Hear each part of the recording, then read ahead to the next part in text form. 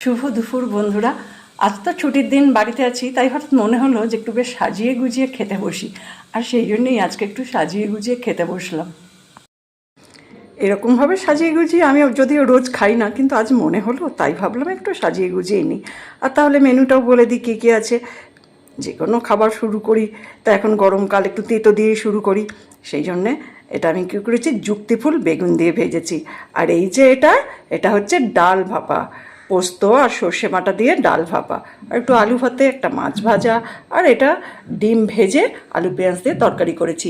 আর এটা তো ডাল, আর এটা মাছ, আর হচ্ছে চাটনি, কুলের চাটনি। গরমকালে এই কুলের টকটা খেতে কিন্তু আমার তো খুব ভালো লাগে।